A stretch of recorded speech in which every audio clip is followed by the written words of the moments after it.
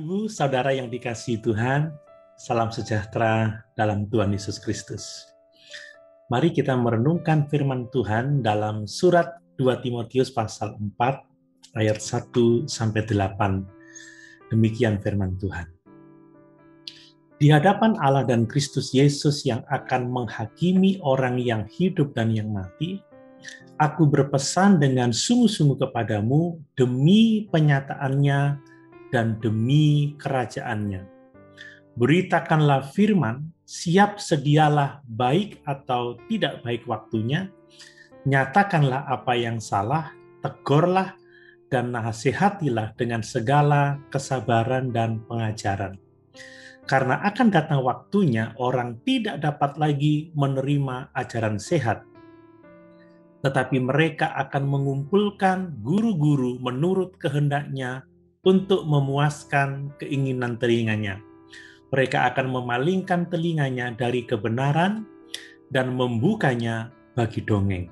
Tetapi kuasailah dirimu dalam segala hal, sabarlah menderita, lakukanlah pekerjaan pemberita Injil, dan tunaikanlah tugas pelayananmu.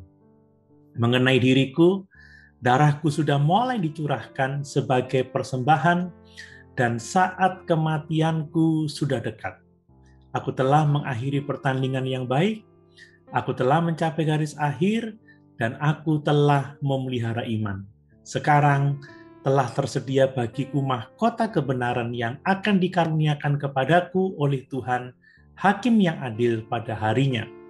Tetapi bukan hanya kepadaku, melainkan juga kepada semua orang yang merindukan kedatangannya. Bapak, Ibu, Saudara yang dikasihi Tuhan, Rasul Paulus menyatakan kepada kita bahwa hidup adalah suatu pertandingan iman. Siapa yang menang berhak menerima mahkota atau piala dari Bapa dan Tuhan kita Yesus Kristus yang bertindak sebagai hakim atau juri bagi kita semua. Kriteria seorang pemenang dalam pertandingan iman adalah bertanding dengan baik, mencapai garis akhir, memelihara iman. Rasul Paulus menyatakan bahwa dirinya sudah menang dan berhak menerima mahkota kebenaran. Bagaimana dengan kita? Pertandingan iman seperti apakah yang harus kita jalani? Bapak, Ibu, Saudara yang dikasihi Tuhan, pertandingan iman yang harus kita jalani adalah tanggung jawab memenuhi tugas dan panggilan kita sebagai orang percaya. Setiap orang percaya dipanggil untuk melayani Tuhan dan sesama sesuai dengan karunia-karunia rohani atau karunia-karunia pelayanan yang diberikan Tuhan kepada kita.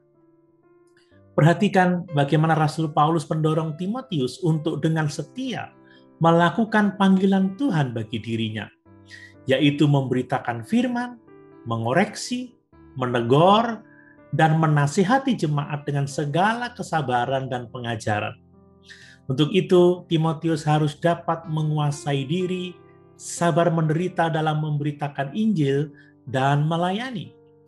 Kita tahu bagaimana pada akhirnya Timotius juga menang dan berhak menerima mahkota kebenaran sama seperti Paulus. Mari kita bertanding dengan baik. Mari kita mencapai garis akhir dan memelihara iman. Mari kita memenuhi tugas dan panggilan Tuhan atas hidup kita. Sebagai orang percaya, kita dipanggil untuk menyaksikan Kristus kepada orang-orang yang ada di sekitar kita. Dalam Kisah Para Rasul pasal 1 ayat yang ke-8 dituliskan, tetapi kamu akan menerima kuasa kalau Roh Kudus turun ke atas kamu, dan kamu akan menjadi saksiku di Yerusalem dan di seluruh Yudea dan Samaria dan sampai ke ujung bumi. Bukankah sebagai orang percaya kita telah dimeteraikan dengan Roh Kudus itu? Roh Kudus akan menjadikan kita saksi Kristus bagi orang-orang yang ada di sekitar kita. Sebagai orang percaya, kita dipanggil untuk mengasihi Tuhan dan sesama. Di dalam Markus pasal 12 ayat 29 sampai 31, Tuhan Yesus menjawab orang-orang Farisi yang bertanya tentang hukum yang terutama. Maka Yesus menjawab, hukum yang terutama ialah, dengarlah hai orang Israel, Tuhan Allah kita, Tuhan itu Esa. Kasihilah Tuhan Allahmu dengan segenap hatimu, dan dengan segenap jiwamu, dan dengan segenap akal budimu, dan dengan segenap kekuatanmu. Dan hukum yang kedua ialah, kasihilah sesamamu manusia seperti dirimu sendiri. Tidak ada hukum lain yang lebih utama daripada kedua hukum ini. Jadi tugas dan tanggung jawab kita adalah mengasihi Tuhan dan sesama.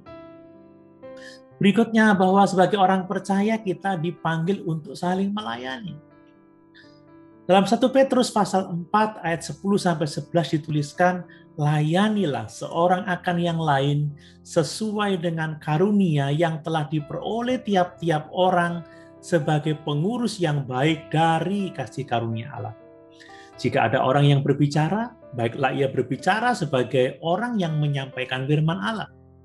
Jika ada orang yang melayani, baiklah ia melakukannya dengan kekuatan yang dianugerahkan Allah, supaya Allah dimuliakan dalam segala sesuatu karena Yesus Kristus. Ialah yang empunya kemuliaan dan kuasa sampai selama-lamanya. Amin. Bapak, Ibu, Saudara yang dikasihi oleh Tuhan, bagaimana dengan hidup kita? Bagaimana dengan pertandingan iman kita? Apakah kita dapat berkata seperti Rasul Paulus, aku telah mengakhiri pertandingan yang baik, aku telah mencapai garis akhir, dan aku telah memelihara iman. Sekarang telah tersedia bagiku mahkota kebenaran yang akan dikaruniakan kepadaku oleh Tuhan, Hakim yang adil pada harinya.